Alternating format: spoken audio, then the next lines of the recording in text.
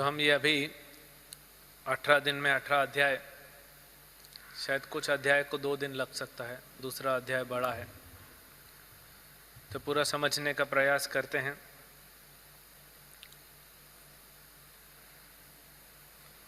अकेले पढ़ते हैं भगवत गीता, समझ में आता है, लेकिन भक्तों के संग में भगवान बोलते हैं ज़्यादा अच्छे से। भक्त साथ में आते हैं और कृष्ण कथा करते हैं। तुष्यन्ति च रमन्ति च। तो पहले अध्याय में बेसिकली 2 पाठ है। पहला अध्याय 2 पाठ है, फिर उसके सब पाठ हैं, 2 हिस्सों में है। इसको क्या बोलते हैं? पहले अध्याय का नाम क्या है? संस्कृत नाम अर्जुन विषाद योग। तो इसके 2 पाठ हैं।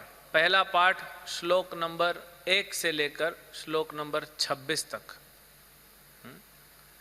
या 27। जब भगवान रथ बीच में लाते हैं, अर्जुन का भाव बदलता है और फिर अर्जुन बोलना चालू करता है। तो 27 में भाव बदलता है, तो वहां पे भी पार्टीशन कर सकते हैं। और वहां से अर्जुन बोलता हुआ जाता है। 5 कारण अर्जुन बताता है कि क्यों नहीं युद्ध करूंगा मैं। उसमें से एक कारण दूसरे अध्याय में है, तो वो हम कल चर्चा करेंगे। 4 कारण। अब पहला पार्ट जो है, जो पहले श्लोक से 27 नंबर श्लोक तक है, उसको अगर और सब कैटेगरी में डिवाइड करें तो थीम होता है एक। तो पहला श्लोक अलग रख देंगे। धृतराष्ट्र ने एक ही श्लोक बोला और काफी महत्वपूर्ण।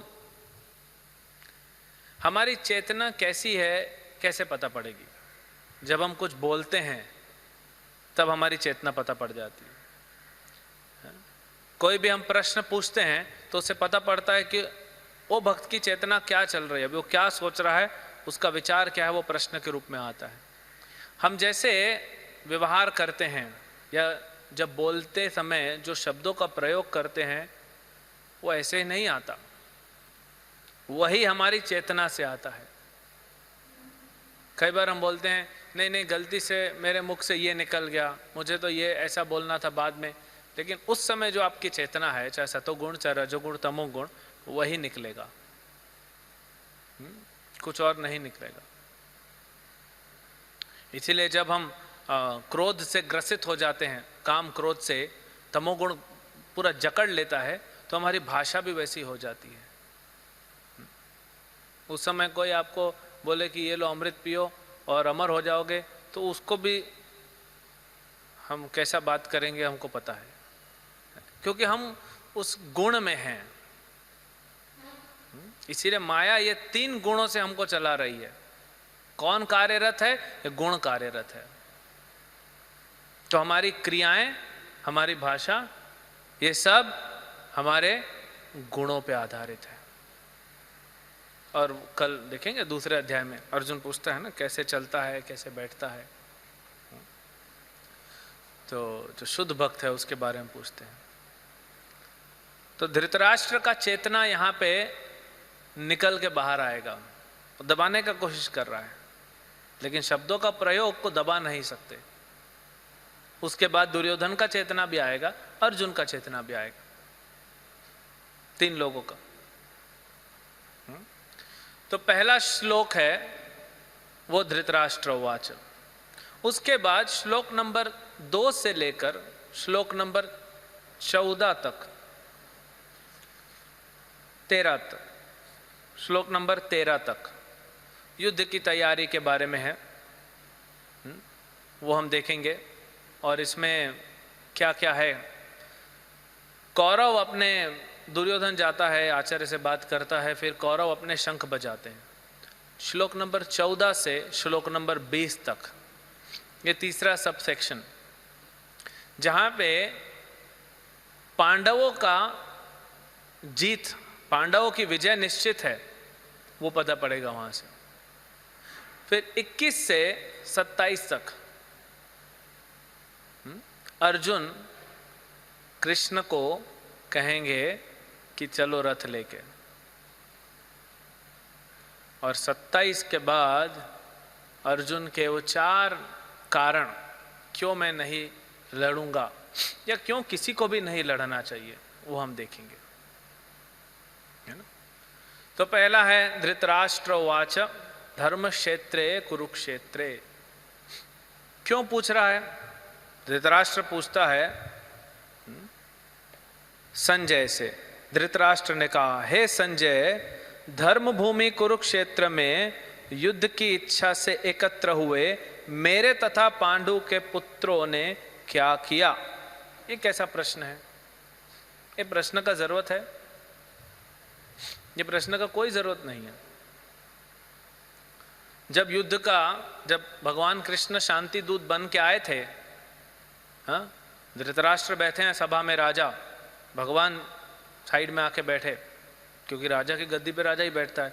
भगवान बैठे हैं, दुर्योधन बैठा है, कृपाचार्य, द्रोणाचार्य, भीष्म, विदुर, और भगवान बोल रहे हैं कि क्या हम युद्ध नहीं चाहते, अगर आपने जो प्रॉमिस किया था वो फुलफिल करो, जो आपने वचन दिया था पूरा करो, हमको युद्ध में कोई इंटरेस्ट नहीं।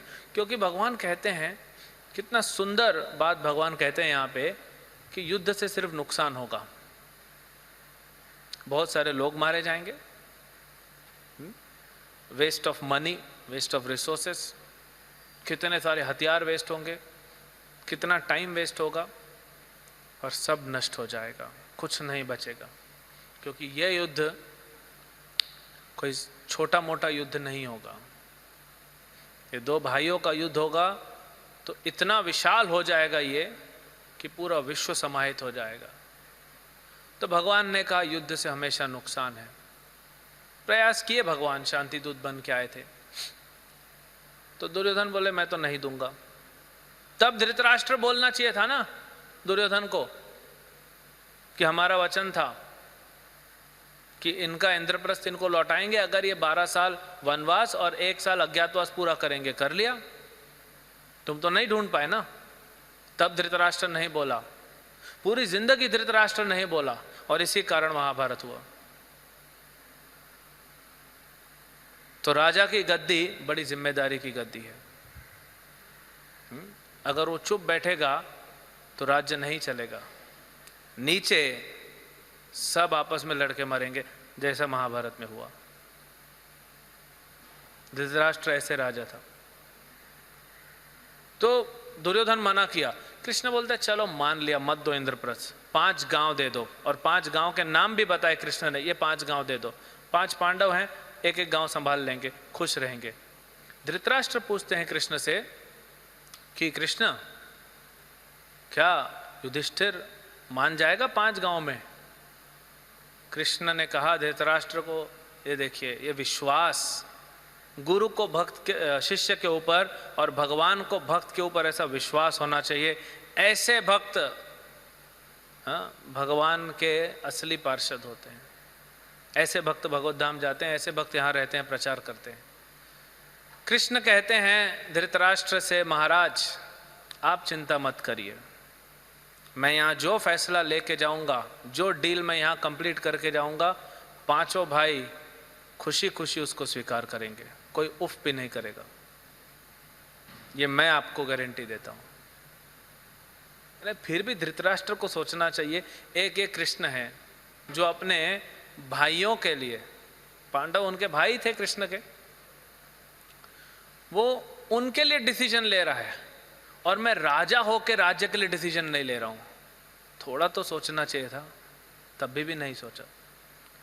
दुर्योधन 5 गांव बोला 5 गांव तो छोड़ो, 1 सुई के बराबर तुमको जमीन नहीं दूंगा, तब भी धृतराष्ट्र कुछ नहीं बोला। इसका नाम ही है ना धृतराष्ट्र, राष्ट्र से आसक्त है ये। धृत मतलब आसक्त, ये राष्ट्र में यानी गद्दी में आसक्त है। ये गद्दी का ही खेल है, वो हिरण्यकशिपु को लेकर चलता ही आ रहा है, सबको पावर चाहिए। तो धृतराष्ट्र तभी भी नहीं बोला। बंदी बनाने का कोशिश किया कृष्ण को दुर्योधन ने, अर्ध विराट रूप दिखाया, तभी भी धृतराष्ट्र ने कुछ नहीं बोला। पांडवों के साथ इतना अत्याचार हुआ, कुछ नहीं बोला। द्रौपदी के साथ जो हुआ कुछ भी नहीं बोला। जब द्रौपदी श्राप देने आ रही थी वो तो गांधारी ने बचा लिया, उसके बाद भी कुछ नहीं बोला। अब जब देखा कि गांधारी इन्वॉल्व हो गई है और द्रौपदी को सपोर्ट कर रही है, तो गांधारी ने दुर्योधन को भी सुना दिया। अब मामला बिगड़ सकता है, एकदम एक्सट्रीम पे पहुंच गया।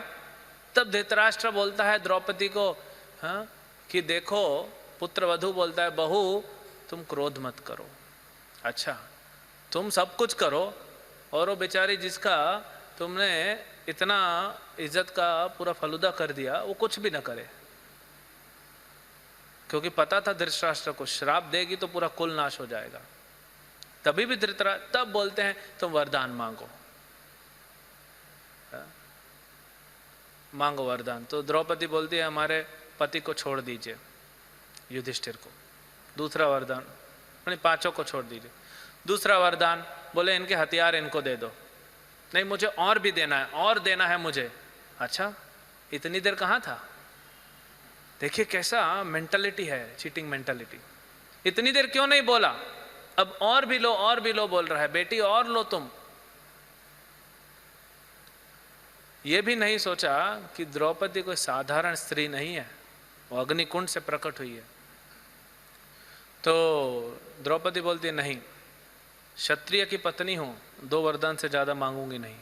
और बात रही राज्य की, तो मेरे पति और उनके हथियार उनके पास है, राज्य तो ऐसे ही ले लेंगे इन लोग उसका आप चिंता मत कीजिए। फिर भी बोलता है नहीं, ले लो ले लो। तो फिर अपनी तरफ से देता है, बोलता है जो भी युधिष्ठिर आज हारा है सब वापस। और हीरो बन गया, कुछ नहीं बोला।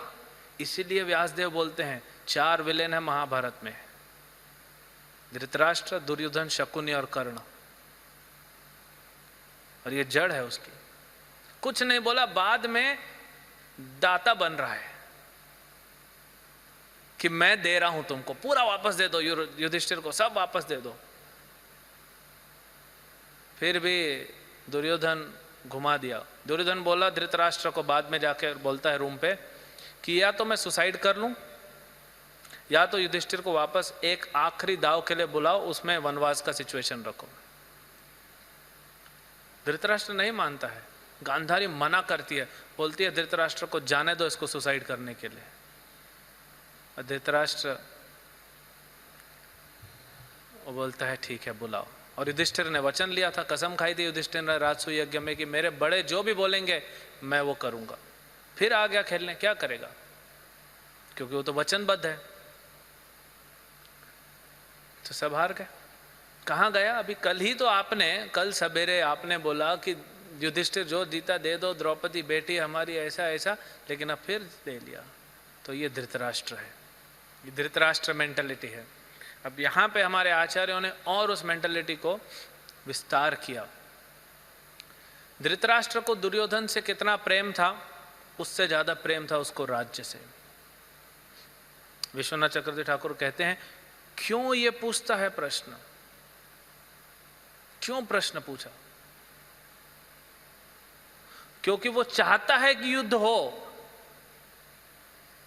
और उसको डर है कि युद्ध कैंसिल तो नहीं हो जाएगा। क्यों कैंसिल होगा? धर्म क्षेत्रे कुरुक्षेत्रे, ये जो क्षेत्र है ना, ये धर्म का क्षेत्र है। ये जो कुरुक्षेत्र है ये धर्म का क्षेत्र है, और धर्म के क्षेत्र में धर्म बढ़ता है। और ये 5 भाई तो पांचों साक्षात धर्म हैं, इनको ही सपोर्ट मिलेगा और ये जीतेंगे। ये जीतेंगे, दुर्योधन हारेगा वो अलग बात है, लेकिन मेरा गद्दी जाएगा, मेरा राज्य चला जाएगा, मैं वो नहीं होने देना चाहता। अच्छा, फिर दोनों ने सुलह कर ली हो। धृतराष्ट्र को चिंता ये थी कि दोनों भाइयों में सुलह हो गई तो मान लो आधा आधा ले लिया। धृतराष्ट्र को वो भी नहीं चाहिए था, धृतराष्ट्र को पूरा राज्य चाहिए। कहीं एक उम्मीद थी कि युद्ध करेंगे और मेरा पुत्र जीतेगा, क्योंकि भीष्म वहां पे हैं, और भीष्म के सामने अर्जुन नहीं टिक पाएगा, क्योंकि अर्जुन सबसे बड़ा हथियार था पांडवों में। भीम भी था लेकिन अर्जुन मेन था। और इधर भीष्म है कर्ण है। धृतराष्ट्र बोलता है भीष्म के सामने अर्जुन टिक नहीं पाएगा, तो मतलब मारे जाएंगे, तो मेरा राज्य मेरे पास रहेगा। देखिए कैसे इन शब्दों के चयन से उसका चेतना बाहर निकल के आया। तो हम जो भी शब्दों का प्रयोग करते हैं वो कुछ और नहीं, हमारी ही चेतना का रिफ्लेक्शन है।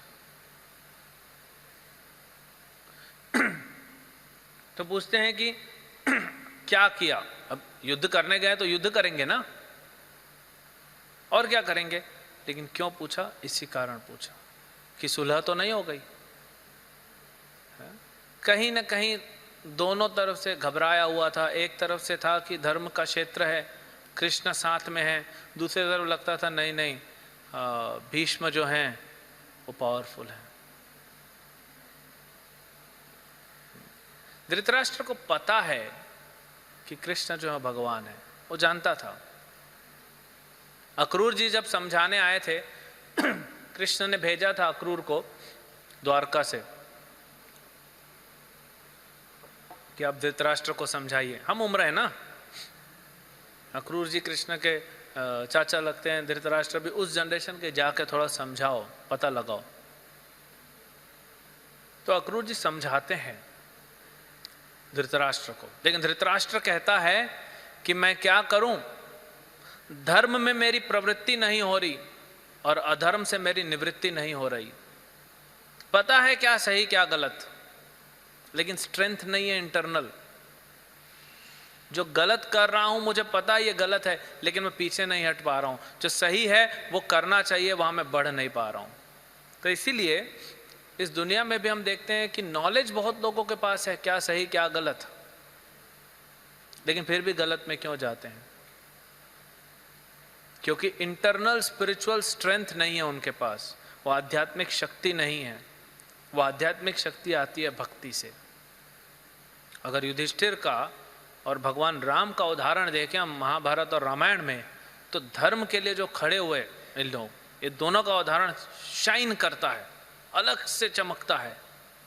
सब चला जाए लेकिन धर्म का मार्ग नहीं छोड़ूंगा। राम ने भी सब खो दिया, जाने दो। युधिष्ठिर ने सब खो दिया, जाने दो, लेकिन धर्म का मार्ग नहीं जाना चाहिए, धर्म नहीं हटना चाहिए। और दुर्योधन धृतराष्ट्र कैसा है? अधर्म से सब चाहिए, पर अंत काले सबका विनाश होगा। अधर्म का विनाश होगा ही होगा और धर्म की विजय होगी। तो यहाँ पे ये प्रश्न, इसके आगे संजय से जब पूछा तो संजय ने बोला कि अब पांडवों की सेना लग गई और इधर लग गई कौरवों की सेना। कौरवों की 11 अक्षौणी सेना और पांडवों की 7 अक्षौणी सेना। किसी ने एक सुंदर प्रसंग बताया कि उडुपी के जो राजा थे उनको दोनों ने अप्रोच किया, दुर्योधन ने भी युधिष्ठिर ने भी। बोले दोनों भाइयों का झगड़ा मैं नहीं लड़ूंगा। कृष्ण को जाके मिले, कृष्ण को बोले प्रभु सब राजा तो एक एक तरफ हो गए लड़ने के लिए, ये इतने लाखों सैनिक आए, इनका खाने का कैसे अरेंजमेंट होगा? तो भगवान बोलते हैं ये तो सही बात पूछी, तो आपने पूछा है तो कुछ आपके पास आइडिया भी होगा। बोले है ना। तो बोले बताओ। बोले मैं खिलाऊंगा, मेरी पूरी आर्मी खाना पकाएगी, हम ना इसका साथ देंगे ना इसका साथ देंगे। कृष्ण बोले बहुत बढ़िया, आर्मी को तो खाना तो चाहिए ना, नहीं तो कैसे चलेगा? हा? लेकिन खाना बचता नहीं था और कम भी नहीं पड़ता था। कैसे होता था वो हम देखेंगे। अभी तक हमने नहीं देखा कि खाना कम पड़ा हो, या हर बार परफेक्ट नहीं होता, कभी परफेक्ट होगा, कभी ज़्यादा होगा, कभी कम होगा। सबके 4 लोग घर में रहेंगे ना, उनमें भी चावल बनेगा ना, थोड़ा चावल बचेगा या कम हो जाएगा। कोई मनुष्य का प्रवृत्ति ऐसा है ना, रोबोट थोड़ी है कि मैं इतना ही खाऊंगा रोज, नहीं, कभी ज़्यादा खा लिए कभी नहीं खाए। तो भगवान रात को जब शयन करने जाते थे तो भगवान के पास मूंगफली रखी जाती थी, मूंगफली के दाने गिन के, और भगवान जितने दाने खाते थे उतने सैनिक अगले दिन मारे जाएंगे, उसके 1000 गुना। अगर भगवान ने एक दाना खाया तो अगले दिन 1000 सैनिक मरेंगे। और ये राजा, उडुपी का राजा सवेरे आके काउंट कर लेता था कि 1000 सैनिक खा गए भगवान आज, मतलब 1000 लोगों का खाना कम। तो भगवान ने अगर 100 मूंगफली खाई तो कल 1 लाख लोग मरने वाले हैं, तो 1 लाख का खाना कम है ना। नहीं तो 1 लाख लोगों का खाना कितना होता है, बचेगा तो बहुत वेस्टेज हो जाएगा। तो एग्जैक्ट खाना बनता था। एनीवे से बात निकली तो यहाँ पूछते हैं कि अब राजा को बताते हैं संजय कि ये जब अरेंजमेंट देखा दुर्योधन ने हैरान हो गया, बोला लग नहीं रहा है कि इन लोग 7 अक्षणी हैं, इतना अच्छे से टैलेंटेड है धृष्टद्युम्न। तो व्यंग मारता है किसको, पश्यताम पांडुपुत्रानाम, द्रुपद को, द्रुपद पुत्र ने कैसा जमाया है द्रोणाचार्य को। अब आपको ये इतिहास पता है, हम इसमें ज़्यादा नहीं जाएंगे कि द्रोणाचार्य और द्रुपद बहुत अच्छे दोस्त थे, बाद में दुश्मनी हो गई। और द्रुपद महाराज ने यज्ञ किया, क्योंकि अर्जुन पकड़ के लेके गया था द्रुपद महाराज को, तो यज्ञ किया, बोले आहुति डालो, ब्राह्मणों को बोला मेरे को एक पुत्र चाहिए तो द्रोणाचार्य को मारेगा। देखिए यज्ञ से मिलता है हर चीज़, ट्रेनिंग से हर चीज़ नहीं होती। हाँ, यज्ञ से भक्ति, उसको मारना है लेकिन फिर भी यज्ञ करवाया, ये नहीं कि बच्चा पैदा कर दिया उसको ट्रेन कर दिया। द्रोणाचार्य कोई साधारण व्यक्ति नहीं है जिसको मार देंगे, वो भी भारद्वाज ऋषि के पुत्र हैं, उनका जन्म भी बड़ा विचित्र हुआ है। तो दोनों में ये हो गया। फिर द्रुपद महाराज सोचते हैं बेटा तो मिल गया जो द्रोणाचार्य को मारेगा, लेकिन मेरे को अर्जुन भाग गया, अर्जुन जैसा बेटा चाहिए, लेकिन अर्जुन तो मेरा बेटा नहीं बन सकता ना। ठीक है, दामाद तो बन सकता है, पुत्री भी उत्पन्न करो। तब द्रौपदी उत्पन्न हुई। जैसे एक जोक कहते हैं, बोलते हैं बाहर, बोलते हैं अगर आपके पिता गरीब हैं तो आपका दोष नहीं है, लेकिन आपका ससुर गरीब है तो आपका दोष है। तो बोलते हैं अर्जुन बेटा नहीं बन सकता तो क्या हुआ, दामाद बना दो, बेटे जैसा ही होगा। तो वहां से द्रौपदी उत्पन्न होती है। अब बोलते देखो, अब द्रुपद अपने पुत्र धृष्टद्युम्न को द्रोणाचार्य के पास ट्रेनिंग के लिए भेजते हैं, और द्रोणाचार्य जानते हैं कि ये मेरे को मारेगा, लेकिन ब्राह्मण देखिए, ये ब्राह्मण है, पता है मुझे मारेगा ये भविष्य में, फिर भी मैं ट्रेनिंग दूंगा। ये है ब्राह्मण का कल्चर। प्रभुपाद जी बोलते हैं ना कि ब्राह्मण तो ऐसा होता है कि दुश्मन को भी डर नहीं होता ब्राह्मण से, ऐसा होना चाहिए। तो कितना अच्छे से उसने अरेंज किया, और कौन कौन उनके आर्मी में है, हाँ वो भी बता रहे हैं कि दुर्योधन है, अपना दुर्योधन बोल रहा है द्रोणाचार्य को कि देखो उनकी आर्मी में कौन है, भीम, अर्जुन। युधिष्ठिर को नहीं गिनते, युधिष्ठिर धर्म से जीतेंगे युद्ध को, वो हथियार में ज़्यादा नहीं है।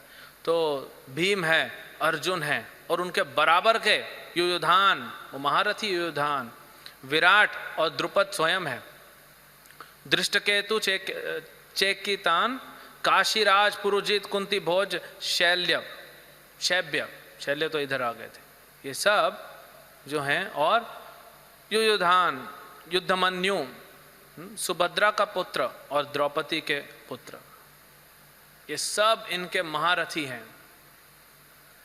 ये सब मेन जो आर्मी गिना रहा है। और लेकिन अब इनका आर्मी सुन के इनके लोग ठंडे न पड़ जाए। दुर्योधन राजा का पुत्र है ना, तो राजनीति जानता है। राजनीति चलती है साइकोलॉजी पे। आज का मॉडर्न मैनेजमेंट, लोग बोलते हैं मॉडर्न मैनेजमेंट को साइकोलॉजी पे बनाते हैं, तो ये सब नीति से ही चलता है।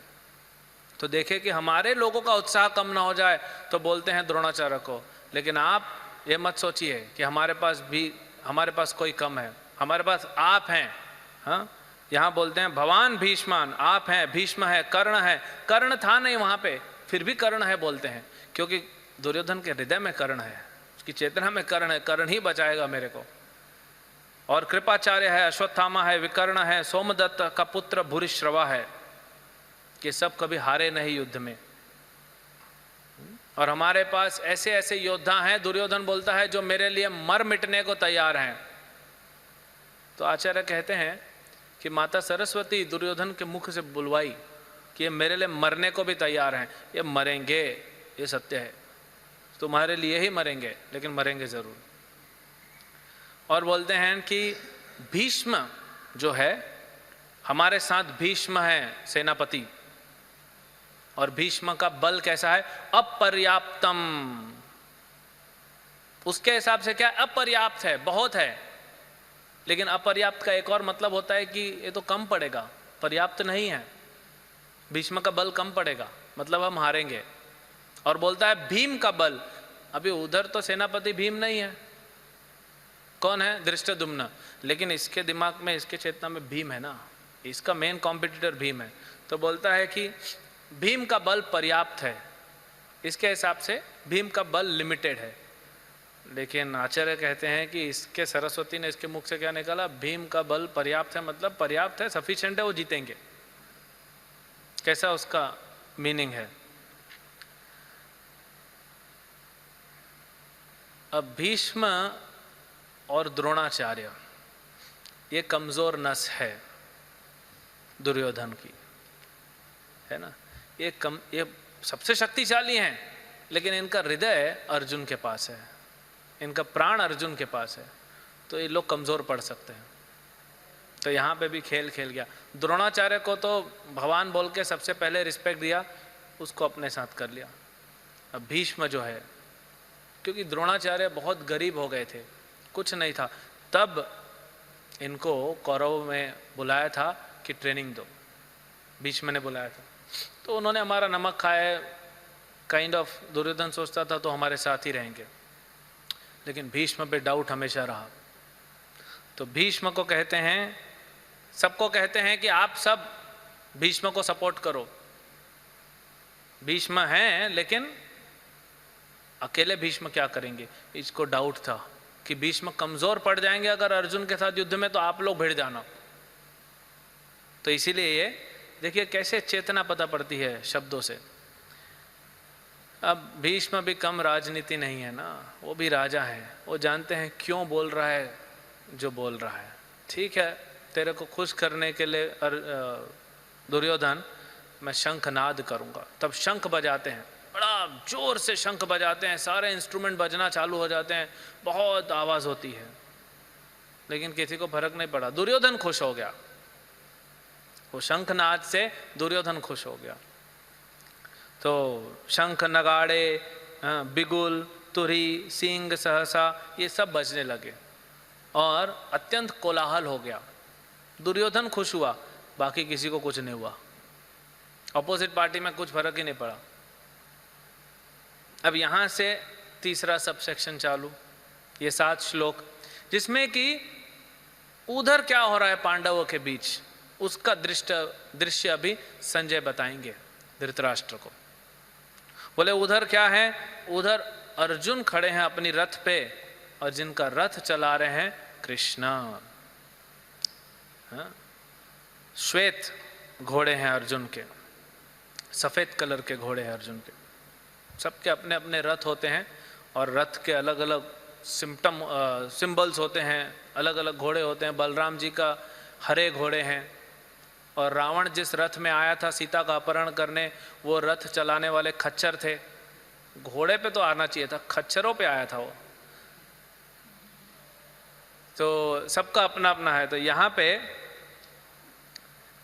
अब 6 शंखों का नाम है, 5 पांडवों का और 1 कृष्ण का, तो हमको याद रखना चाहिए, है ना। पांचजन्य ऋषिकेशो देवदत्तम धनंजय। भगवान ऋषिकेश ने कौन सा शंख बजाया, अपना शंख पांचजन्य बजाया। अब पांचजन्य का कथा आपको पता है कैसे मिला। कोई कहते हैं कि भगवान जब युद्ध करके युद्ध करने के बाद तो दक्षिण में गए थे, कर्नाटक में गए थे, वहाँ पे भी स्थली है जहाँ गए थे, फिर चेन्नई में गए थे, पार्थसारथी मंदिर है, फिर वापस आके कुछ लोकल जगन्नाथपुरी के लोग कहते हैं कि पुरी में आए थे और अपना पांचजन्य शंख वहाँ रख के गए हैं। और कुछ पंडा लोग बता रहे थे कि वो शंख देख सकते हैं, उन लोग अंदर एंट्री जिनको है। और उसको जब सुना किसी पंडा ने तो शंख में से आवाज आ रही थी विष्णु सहस्त्र नाम की। तो वो पांचजन्य शंख दिव्य है। देवदत्तम और धनंजय का शंख कौन सा था? देवदत्त। और भीष्म का शंख था पौंड्रम। अनंत विजयम राजा, राजा का शंख कौन सा था? अनंत विजय। और नकुल और सहदेव का सुघोष और मणिपुष्पको। ये 6 शंखों का यहाँ पे है। उसके बाद दूसरे भी जो महारथी है उन्होंने अपना अपना शंख नाद किया। तो जब इनका शंख नाद हुआ, क्योंकि भगवान बजा रहे हैं और हनुमान जी के पास जब भीम गया था, अब एक एक कथा है लेकिन टाइम नहीं है कि डिटेल में जा सके, तो हनुमान जी और भीम का थोड़ा आर्ग्यूमेंट हो गया था। तो भीम ने बताया, हनुमान ने फाइनली बताया कि मैं कौन हूँ, मैं तुम्हारा बड़ा भाई हूँ, तुम भी पवन पुत्र हो, मैं भी पवन पुत्र हूँ, तो मैं तुम्हारा साथ दूंगा। भीम बोले आप हमारा साथ दीजिए। बोले यस, क्योंकि जो राम रावण के साथ युद्ध किए वही राम कृष्ण है, तो मैं तो आऊंगा ही। बोले मैं तुम्हारे छोटे भाई अर्जुन की रथ में, कपि ध्वजा अभी आएगा आगे, उसके ध्वज में आके मैं रहूंगा, और जब तुम लोग आवाज करोगे ना तो मैं भी आवाज करूंगा। तो जब लोग शंख बजा रहे थे, एक तो भगवान का शंख, ऊपर से हनुमान जी अपना चालू करते थे। रामायण में आप पढ़ेंगे वानर लोग जब हल्ला करते थे, हाँ, तो सारा रावण का आर्मी कांप जाता था। तो यहां पे हनुमान जी हुंकार कर रहे हैं। तो इससे हुआ क्या? इस विभिन्न शंखों की ध्वनि कोलाहल पूर्ण बन गई, जो आकाश तथा पृथ्वी को शब्दयमान करती हुई धृतराष्ट्र के पुत्रों के हृदय को विदीर्ण करने लगी। हाँ? उनको जैसे ऑलमोस्ट हार्ट अटैक आ गया सिर्फ शंखनाद सुन के। बोले जब ये लोग शंख ऐसा बजा रहे हैं तो अर्जुन तीर मारेगा तो क्या होगा? और हुआ जब भीम को जंघा तोड़ी, भीम ने जंघा तोड़ी दुर्योधन की, तब दुर्योधन जो चिल्लाया था, बहुत दूर दूर तक आवाज फैली थी, इतना जोर से उसका हड्डी टूटने का आवाज आया था कि वहीं बचा हुआ था माता का वरदान से। तो यहाँ पे उस समय हनुमान से अंकित ध्वजा लगे रथ, कपि ध्वजा, अर्जुन कृष्ण से कहते हैं, क्या कहते हैं? सेनयोर उभयोर मध्य रथ स्थाप्यम में अच्युत। अब यहां से हम दूसरा सब सेक्शन में जाते हैं कि मेरे रथ को बीच में ले चलिए। भगवद गीता में दिखता है ये सीन, भगवद गीता के हमारे पोस्टर में ये सीन है यहाँ पे। और कुरुक्षेत्र में जाएंगे तो कहाँ पे अर्जुन का रथ पहले खड़ा था, ब्रह्म सरोवर के पास, और फिर बीच में लेके गए जो ज्योतिसार जहाँ पे कृष्ण ने गीता बोली थी, वो स्थान वहाँ पे है। अभी भी वो स्थान मेंटेन्ड है। और जिस स्थान पे भगवद गीता बोली गई, जिस ज्योतिसार पे, वो पूरा ज्योतिसार अभी तालाब है और गवर्नमेंट का कुछ बिल्डिंग है, वो इस्कॉन का प्रॉपर्टी था। लेकिन किसी ने कुछ काउंटर कंप्लेंट किया तो फिर कोर्ट में हम हार गए, तो अभी दूसरी जगह बन रहा है। वही जगह जहाँ पे गीता बोली गई वो इस्कॉन का प्रॉपर्टी था। तो अब दोनों सेनाओं के मध्य में ले चलो। तो मध्य में ले चलते, क्या करोगे? मानो भगवान पूछे क्या करोगे? मैं देखना चाहता हूं कौन कौन लड़ने आया है, ये धृतराष्ट्र के दुर्बुद्धिर पुत्र को कौन कौन सपोर्ट कर रहा है। ठीक है, कृष्ण बोले देखना है, चलो दिखा देते हैं। अब कृष्ण यहाँ पे खेल खेल गए, क्योंकि कृष्ण को युद्ध कराने से पहले भगवद गीता बोलना था। तो कृष्ण क्या करते हैं? भीष्म द्रोण प्रमुखतः अर्जुन का रथ जानबूझ के भीष्म और द्रोण के रथ के सामने रोक देते हैं। अरे दुर्योधन के सामने रोक देते कर्ण तो था नहीं, तो दुर्योधन के सामने रोकते तो अर्जुन का क्रोध बढ़ता। लेकिन भगवान ने क्या किया, भीष्म और द्रोण के रथ के सामने रोक दिया। यही तो कमजोरी थी अर्जुन की। और कहते हैं उवाच पार्थ पश्येतान, तो ये शब्द है ना, कृष्ण ने एक ही शब्द बोला अर्जुन को पूरे पहले चैप्टर में, पश्येतान, कि देखो पार्थ। एक बार परम पूज्य लोकनाथ महाराज लेक्चर दे रहे थे, तो वो बता रहे थे गीता जयंती के लेक्चर पे कि जब भगवान ने बोला पश्येतान, तब भगवान ने अपनी योग माया शक्ति से अर्जुन को ढक दिया, अर्जुन की बुद्धि को ढक दिया और मति को फिरा दिया। जैसे भगवान राम ने देवताओं की सहायता से मंथरा का और कैकई का मति फिरा दिया, वैसे यहाँ भगवान कृष्ण ने अर्जुन का मति फिरा दिया। क्योंकि उद्देश्य है ना, उद्देश्य है उपदेश देने का। युद्ध करके चले जाएंगे ठीक है, लोग कुछ पढ़ेंगे कुछ सुनेंगे, लेकिन भगवत गीता कहाँ बोलेंगे फिर। अब क्यों भगवान ने अर्जुन को ऐसी परिस्थिति पे लाया वो देखेंगे। तब अर्जुन देखना चालू किया, क्योंकि ढक दिए ना योग माया से, चश्मा पहना दिया, भावुकता का चश्मा पहना दिया भगवान ने। क्योंकि प्रेम नहीं है, शारीरिक लेवल पे प्रेम हो ही नहीं सकता, ये भावुकता है। मेरा पिता, मेरा माता, मेरा दादा, मेरा गुरु, मेरा ससुर, सब देखेगा। ये सब देखने से अर्जुन का क्या कंडीशन हुआ। जब कुंती पुत्र अर्जुन ने मित्रों तथा संबंधियों की इन विभिन्न श्रेणियों को देखा तो वो करुणा से अभिभूत हो गए और इस प्रकार बोले। पूरा उत्साह ही खत्म हो गया, पूरा कंपैशन। तो पहला कारण नहीं लड़ने का यही है, करुणा। यही पहला कारण है, नहीं लड़ूंगा क्योंकि हृदय में करुणा है। अब आगे 2-3 श्लोक बोलते हैं कि मैं क्यों लड़ूं, है ना। इसमें बोलते हैं मुखम च परिशुष्यति, मुंह सूखने लगा। अच्छा ये इंपॉर्टेंट है, 28-29 देख लेते हैं। अर्जुन ने कहा, हे कृष्ण, इस प्रकार युद्ध की इच्छा रखने वाले अपने मित्रों तथा संबंधियों को अपने समक्ष उपस्थित देखकर मेरे शरीर के अंग कांप रहे हैं और मेरा मुंह सूखा जा रहा है। तो हमारे साथ होता है कभी, मुंह सूखता है, अंग कांपते हैं, और क्या होता है, मेरा सारा शरीर कांप रहा है, मेरे रोंगटे खड़े हो रहे हैं और मेरा गांडीव धनुष मेरे हाथ से सरक रहा है, मेरी त्वचा जल रही है। ऐसा सबके साथ होता है। कभी भी प्रायः, बहुत सारे केस हो सकते हैं, प्रायः जब हम कुछ भौतिक प्राप्त कर लेते हैं और हमसे छिन जाता है तो ये परिस्थिति होती है। या जब भय होता है कि हमारे स्वजन जो हैं वो खो जाएंगे हमसे, उनकी मृत्यु हो जाएगी, तो ये होता है। जब हमारे अपने जो शारीरिक स्तर पे, भौतिक स्तर पे जिनके साथ हमारा संबंध है, वो जब दुख में आते हैं तब ये परिस्थिति होती है हमारी। और यही टेस्ट है, ये टेस्ट अर्जुन ने पास किया भगवत गीता सुनने के बाद।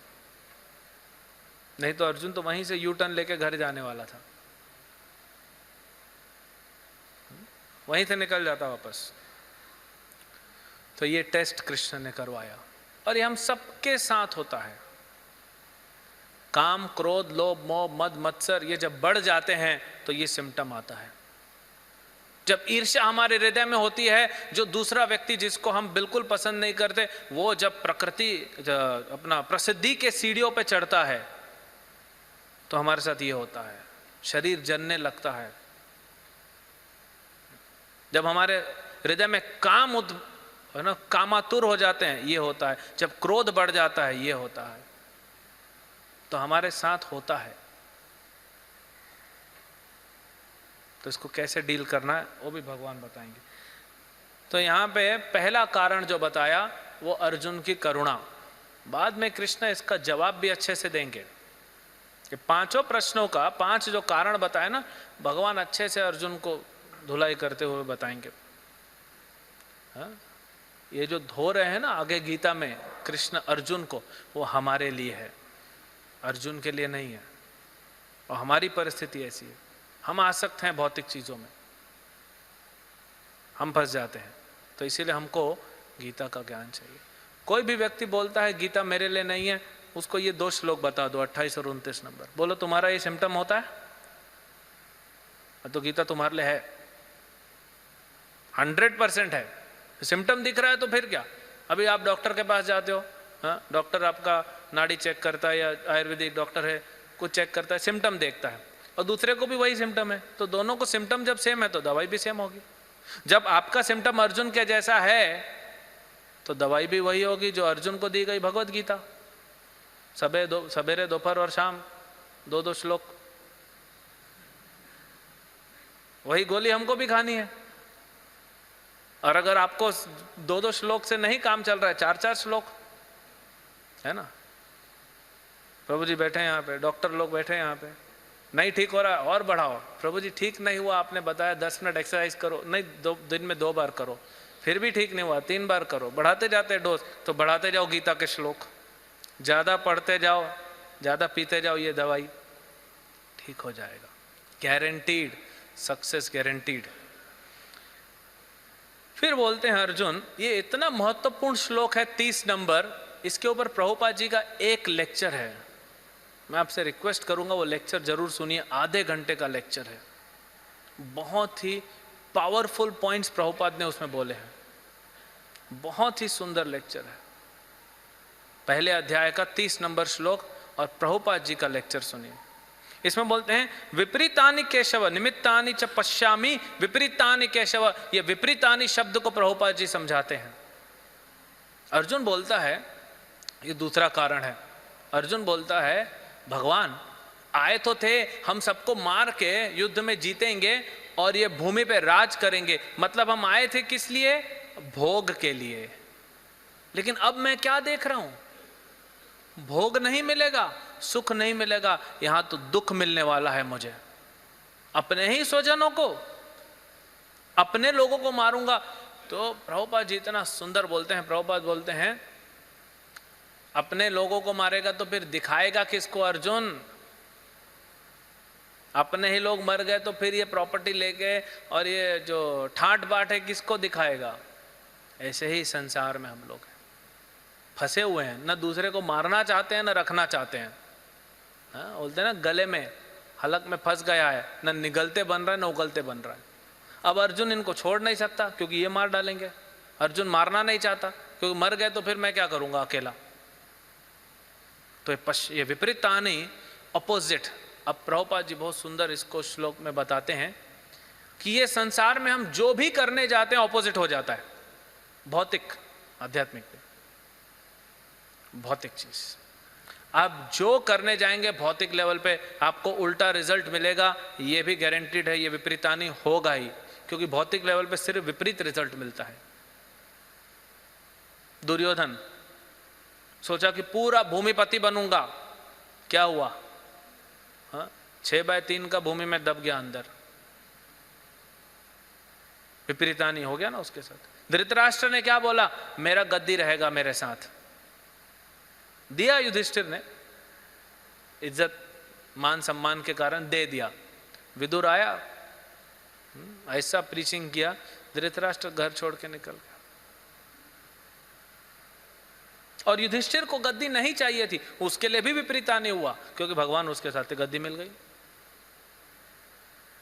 लेकिन भौतिकवादी जितने भी हम, या हम भी जब भौतिक कार्य में भौतिक चेतना में रहते हैं तो विपरीत परिणाम मिलेगा, जो हम चाहते हैं वो नहीं मिलेगा, विपरीत ही करेंगे भगवान। और स्पेशली जो साधक हैं उनके साथ,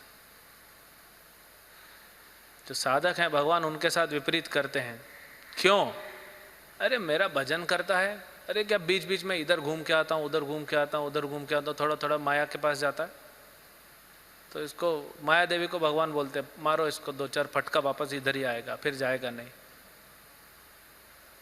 इसीलिए भक्त लोग जो होते हैं, साधक जो अभी पूरे शुद्ध नहीं बने, तो हमको क्यों माया तकलीफ दे रही है, क्योंकि तुम बार बार जा रहे हैं ना, पूरी तरह शरणागत नहीं हुआ है, तो एक्चुअली माया हमको सपोर्ट करती है। दंड मिलता है ना, तब भगवान के पास आते हैं, भगवान की याद आ जाती है, पिटाई पड़ती है तो विपरीतानी साधकों के साथ भी होता है। तो ये मत सोचिए हम तो गीता पढ़ रहे हैं, हम तो भजन कर रहे हैं, भगवान का हमारे साथ क्यों हो रहा है। नहीं, क्योंकि बाहर जितना आसक्ति है उसको काटना है ना, तो दर्द तो होगा, लेकिन आनंद ही आनंद मिलेगा। भगवान बोल, हम समझ नहीं पा रहे ना। ये तो वही बात हो गई, इंद्र जब सुअर बन गया था, मेरी पत्नी मेरे बच्चे, ब्रह्मा ने मार दिया पत्नी को, बच्चे को ले, अभी क्या, नहीं फिर भी नहीं जाऊंगा, तो उसको भी मार दिया। अरे तुम स्वर्ग का राजा इंद्र है, पूरा ब्रह्मांड पे राज करता है, क्योंकि ब्रह्मा जी तो ब्रह्मांड ब्रह्मा जी का, लेकिन ब्रह्मा जी अपने भजन में रहते हैं। मैनेजमेंट करने के लिए इंद्र को दे दिया, अब इंद्र चला गया तो ब्रह्मा के ऊपर टेंशन आ गया, मैनेजमेंट कौन करेगा, तो इसीलिए उसको मार दिए। सुअर का शरीर था, मार दिए। तो ऐसे ही भगवान, हम लोग भी ये भौतिक चेतना में गटर में ही घूम रहे हैं, तो भगवान कभी कभी पिटाई देते हैं और बुलाते हैं, और इधर जब आएंगे तो मीठा मीठा चरणामृत देंगे, है ना, भक्तों का संग मिलेगा, हरिनाम का मिठास मिलेगा। जब शरणागत होंगे ना तो मिठास आता है, हाँ? तो ऐसा, तो ये विपरीतानी सबके साथ होगा, ये दूसरा कारण है। और फिर बोलते हैं, इसी को एक्सप्लेन करते हुए बोलते हैं कि जब सब चला जाएगा, फिर बोलते हैं कि अगर अपने भाई मर गए, अपने बंधु मर गए, तो क्या करूंगा मैं इस राज्य का, किमनो राज्य न गोविंद, क्या करूंगा इसका मैं, किसको दिखाऊंगा। फिर कहते हैं तीसरा पाप, यदि हम ऐसे आतताइयों का वध करते हैं तो हम पर भी पाप चढ़ेगा। ये भगवान को भी साथ में ले लेता है अर्जुन, मुझ पर नहीं बोलता, हम पर बोलता है, आप भी जाओगे मेरे साथ। आगे भी फिर एक बार बोलेगा, हम पर पाप चढ़ेगा। अब पाप से डरता है, अरे भगवान जब तुम्हारे साथ है तो क्यों डरता है। जो चीज दुनियादारी में गलत है, भगवान का भक्त भगवान के लिए वो भी कर जाता है, और जो सही भी है, हा? जैसे युधिष्ठिर महाराज झूठ नहीं बोले कृष्ण पे कहने पे, तो रथ नीचे आ गया, सत्य ही उनके लिए जहर बन गया। लेकिन वसुदेव जी जिन्होंने वचन दिया था कंस को कि आठों पुत्र लेके आऊंगा, 7 लेके गया, 8वें को बैक गेट से बाहर निकाल दिए स्मगलिंग करके, झूठ हो गया ना। तो वसुदेव का तो निंदा नहीं होता है कभी,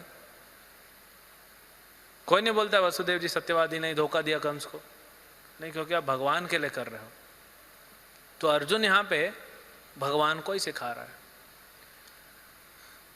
अर्जुन बोलता है कि अर्थशास्त्र के हिसाब से नहीं, अर्जुन बोलता है कृष्ण को कि आप अर्थशास्त्र के हिसाब से बोल रहे हो हार जीत, लेकिन मैं धर्मशास्त्र के हिसाब से बोल रहा हूं कि देखो धर्म क्या है, हमारे भाई बंधु हैं। कृष्ण बोलते हैं बेटा मैं अर्थशास्त्र धर्मशास्त्र नहीं बोल रहा हूं, मैं तेरे को भक्ति शास्त्र सिखा रहा हूं जो सबसे ऊंचा है। और भक्ति शास्त्र में एक ही नियम चलता है, वो पहला वो आखिरी नियम है, जो कृष्ण ने कहा वही करना, बस एक ही नियम है भक्ति शास्त्र का और कुछ नहीं। जो कृष्ण ने कहा वो करना। परशुराम जी को उनके पिता ने कहा ना कि काट डालो अपने भाई और अपने माँ को, तुरंत परशु उठाया काट दिया, सोचा भी नहीं, सोचा लेकिन एक्शन में डिले नहीं किया। पता था पिताजी वरदान देंगे, खुश कर दूंगा, तो वरदान दिए तो क्या मांगे, इनको जिंदा कर दो वापस और भुला दो कि मैंने मारा था। याद रहेगा तो माँ खाना नहीं देगी ना। बट सरेंडर देखो, ये सरेंडर है। भगवान राम दशरथ महाराज के एक इशारे पे, बोला भी नहीं दशरथ ने, कैकेयी ने बोल दिया, दशरथ महाराज बोल नहीं पाए, जाना है। कितने लोग समझा लिए, दशरथ महाराज चले गए, भरत आ गया वापस लेने, नहीं, कोई नहीं समझा पाया, 14 साल पूरा करके आए। तो यहाँ पे है तीसरा कारण बता रहे हैं, 6 आतताई होते हैं, और ये पांडव के लिए तो सारे के सारे 6 आतताई दुर्योधन किए थे। पहला है जो विष देने वाला, तो भीम ने विष दिया था। दूसरा है घर को अग्नि लगाने वाला, तो लक्षा ग्रह पे अग्नि लगाया था। तीसरा है हथियार से आक्रमण करने वाला, वो भी कर लिया। चौथा है घर लूटने वाला, इनका घर लूट लिया। हाँ, पांचवा है भूमि हड़पने वाला, भूमि भी हड़प लिया इनकी। और छठा है कि पराई स्त्री को अपहरण करने वाला, अपहरण नहीं किया लेकिन स्त्री का इसने इज्जत के साथ गड़बड़ किया, द्रौपदी के साथ जो किया। तो 6 के 6 यानी पूरे आतताई है ये कौरव, दुर्योधन पूरा आतताई है। इसके बाद पाप का कारण तीसरा आगे बताते हैं, चौथा कारण, और इस चैप्टर में आखिरी कारण है कि कुल का नाश होगा। कुल का नाश क्या बोलते हैं, और बहुत सिस्टमेटिक अर्जुन एक एक चीज बोलते हैं। बोलते हैं कि कुलक्षय, कुल का नाश होने पर, कुल का नाश क्यों होगा, क्योंकि जब सब परिवार के लोग मर जाएंगे तो कुल का नाश होगा। कुल के नाश होने पे क्या होगा, जब कुल का नाश होगा सनातन कुल परंपरा नष्ट हो जाएगी, जो कुल परंपरा है वो नष्ट हो जाएगी। अब उसकी चिंता किसको करनी चाहिए, कृष्ण को। कृष्ण बोलते हैं ना 4थे अध्याय में, क्या बोलते हैं वो, दूसरा नंबर श्लोक, दूसरा कि मैं बार बार आता हूं,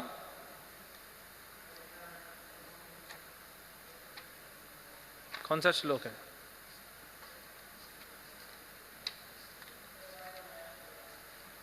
यहां पे बोलते हैं ना, स काले ने महता योगो नष्ट परंतप, ये काल के प्रभाव से जब नष्ट हो जाता है योग तो मैं स्थापित करता हूं। तो अर्जुन को क्या चिंता है, कुल नाश हो रहा है, वो स्थापना करना भगवान का है। हमारे प्राय सुना है जब कोई भक्त ब्रह्मचारी बनता है तो उसके पिताजी बोलते हैं हमारा तो कुल ही खत्म कर दिया तूने।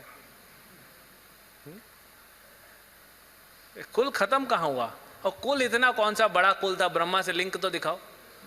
कुल तो उसको कहते हैं जो परंपरा ब्रह्मा जी से जुड़ी है, आपका है क्या, याद भी नहीं होगा आपको 3 पीढ़ी के ऊपर तो। कुल खत्म हो गया, बोलते हमारे तो अभी पूरा आगे वंशज ही खत्म कर दिया तुमने। तो इतना कौन सा वंशावली आपकी महान है, भगवान का भक्त बनेगा तब पूरा कुल का उद्धार कर रहा हूं वो नहीं देख रहे हैं।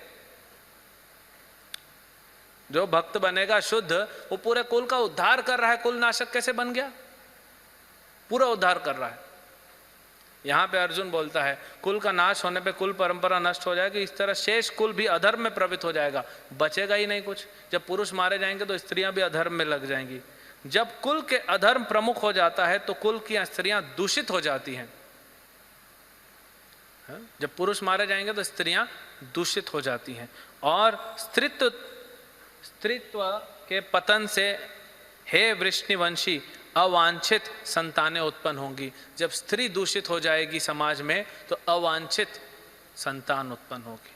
वो अवांछित संतान क्या करेगी, अवांछित संतानों की वृद्धि से निश्चय ही परिवार के लिए तथा पारिवारिक परंपरा विष्ट होने वालों के लिए नारकीय जीवन उत्पन्न होगा।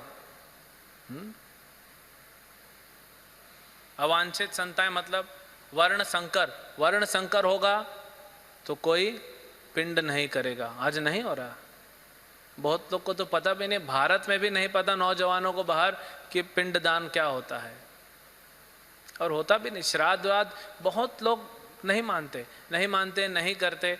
यहाँ पे अर्जुन वही कह रहे हैं वो होगा। भगवान मानो जैसे अर्जुन को बोल रहे हैं अर्जुन तू युद्ध करेगा नहीं करेगा, युद्ध जीतेगा नहीं जीतेगा वो छोड़ो, ये तो होगा ही क्योंकि कलयुग आ रहा है, ये तो वैसे भी होगा, कलयुग आ रहा है। और फिर कहते हैं कि जब पिंडदान नहीं होगा तो पितरों को कुछ मिलेगा नहीं, तो पितरों को नहीं मिलेगा तो फिर आगे भी सब खत्म हो जाएगा। तो कुल नाश की बात करते हैं अर्जुन यहाँ पे।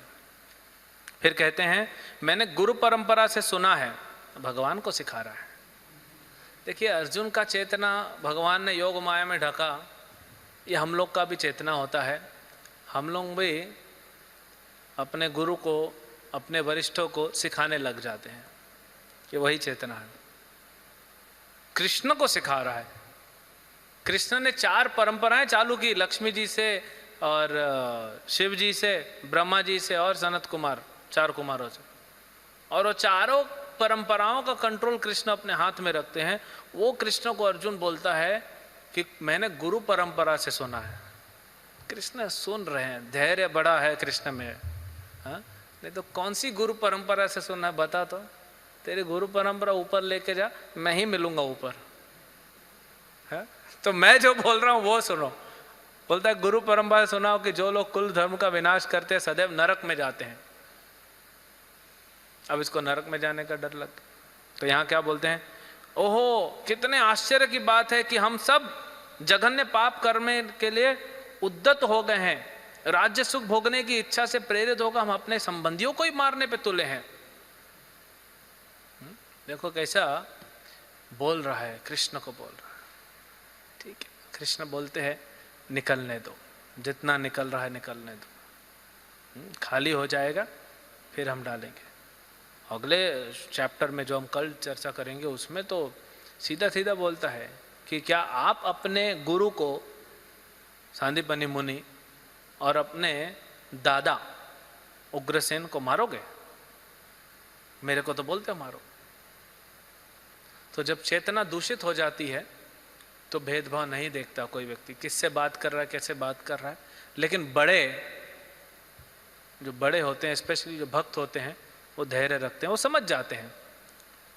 जब शिवानंद सेन थोड़ा लेट हो गए थे, यात्रा लेके आ रहे थे पूरी, और सब आ गए थे, शिवानंद सेन वो टोल टैक्स वगैरह पे करने में टाइम लग गया। नित्यानंद प्रभु आ गए। आते ही उनको ना रहने का जगह ना खाने का जगह, भूख लगी थी। बोलते हैं कोथा है शिवानंद, किधर गया शिवानंद? हाँ, मैं श्राप देता हूं उसके तीनों बेटे मर जाएंगे। अरे दो ही तो हैं, तीसरा तो गर्भ में है। मतलब नित्यानंद प्रभु ने बोल दिया कि तीसरा भी बेटा ही होगा। तो पत्नी सुनी, रोने लग गई।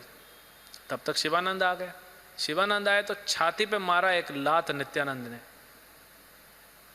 तो धन्य हो गए, वो जानते हैं कौन है नित्यानंद, धन्य हो गए। पत्नी रो रही है, बोले अरे मूर्ख औरत तू रो क्यों रही है?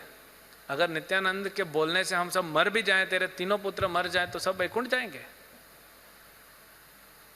अब ये शिवानंद सेन का भांजा था श्रीकांत, वो देखा, उसको सहन नहीं हुआ। वो नहीं जानता था नित्यानंद कौन है। वो आगे गया, सब लोग पूरी बाद में पहुंचे, ये जाके पहुंचा और महाप्रभु के सामने बैठ गया, प्रणाम तक नहीं किया। तो गोविंद बोलते हैं श्रीकांत को, ये क्या तरीका है? हाँ, प्रणाम भी नहीं करता है, आके बैठ गया महाप्रभु के सामने। तो महाप्रभु बोलते हैं गोविंद रहने दो, श्रीकांत अभी डिस्टर्ब है, इसका मेंटल सिचुएशन सही नहीं है, चेतना हिली हुई है, रहने दो, इस पे गुस्सा करके फायदा नहीं।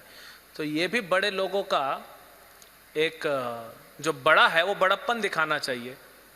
तो जो गुरु वर्ग हैं वो समझ जाते हैं कि ये बच्चा अभी परेशान है, चिंतित है ना, कुछ है इसके मन में चल रहा है, उगल दिया, तो उसको बुरा नहीं मानते।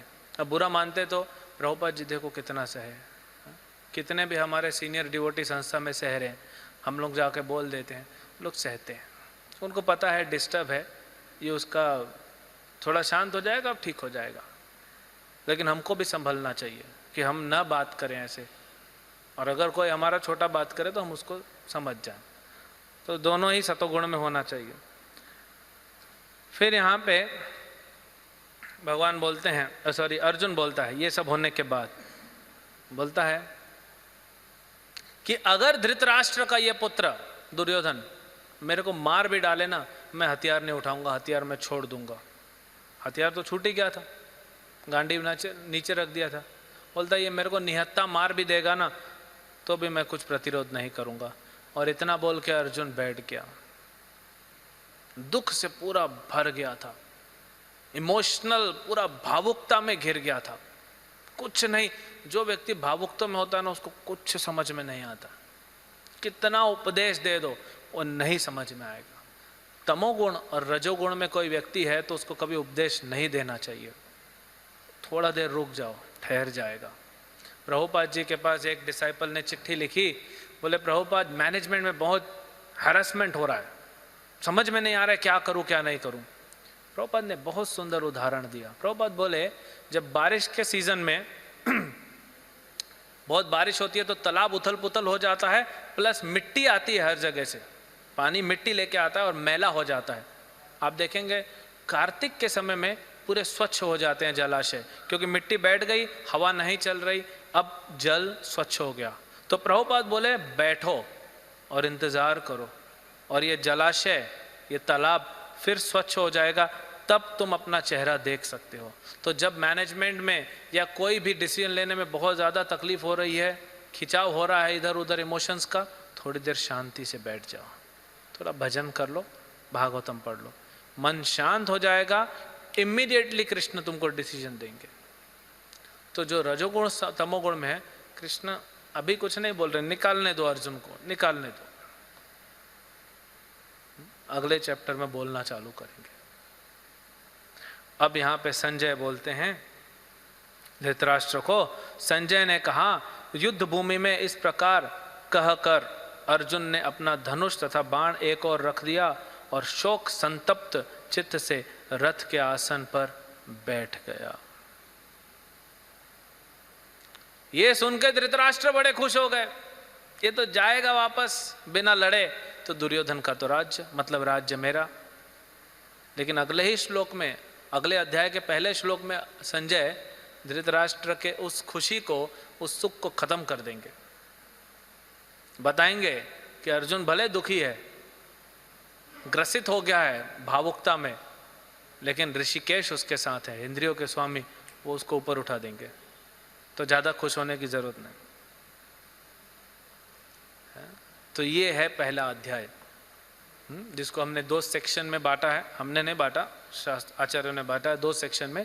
और पहला वाला जो है उसको, पहला श्लोक एक सब सेक्शन हो गया, फिर जिसमें धृतराष्ट्र की चेतना पता पड़ती है। दूसरा 2 नंबर से लेकर 13 नंबर तक, जिसमें शंखनाद होता है और दुर्योधन हिसाब किताब लगाते हैं अपना और दूसरे की आर्मी का। 14 नंबर से 20 नंबर तक बहुत सारे चिन्ह हैं और शंखनाद होता है, कपिध्वज हनुमान जी के बारे में बताया गया। तो वो सब जो है चिन्ह है कि पांडवों की विजय निश्चित है। और फिर 21 से 27 तक भगवान को अर्जुन बोलते हैं रथ ले चलो, और बड़ा भावुक हो जाता है। और उसके बाद 4 कारण बताता है। एक करुणा 27 नंबर श्लोक में, 28 29 में परेशान होता है। फिर 30 से लेकर 35 तक अर्जुन बताता है कि हम जो नहीं करना चाहिए, क्यों? क्योंकि ये भोग तो मिलेगा नहीं, सब मर जाएंगे, तो भोग करने जिसके लिए आया तो उल्टा हो जाएगा। और फिर बोलते हैं कि पाप 36 नंबर श्लोक में, और फिर 43-44 में बोलते हैं पाप का कारण, और 37 से 43 तक बोलते हैं कुल नष्ट हो जाएगा। जब ये सब मर जाएंगे तो जो घर में स्त्रियां हैं दूषित हो जाएंगी, दूषित हो जाएंगी तो दूषित स्त्रियों से जो उत्पन्न होंगे वर्ण संकर, अवांछित संतानें। आज संसार प्राय वर्ण संकर है, चेतना देखो बच्चों का, वर्ण संकर है। और वर्ण संकर होगा तो कोई भी पिंडदान नहीं करेगा, तो पितर भी जितने हमारे सब नरक में चले जाएंगे, हम तो डूबेंगे और आगे भविष्य अंधेरा है। और ये सब सोच के उसको इतना परेशानी हो गई कि वो बैठ गया। कई बार भगवान के पास आते हैं, हम लोग भी आते हैं, बाहर के लोग आते हैं, बड़े परेशान होके बैठ जाते हैं। अच्छा है भगवान के पास आके बैठे, भगवान के पास बैठते हैं, थोड़ा कीर्तन सुनते हैं, उत्साह आता है। प्रभु का दर्शन करने से, वो वातावरण से, मंदिर में आने से, भक्तों के मुख से हरिनाम सुनने से उत्साह बढ़ता है। तो ये है पहला अध्याय।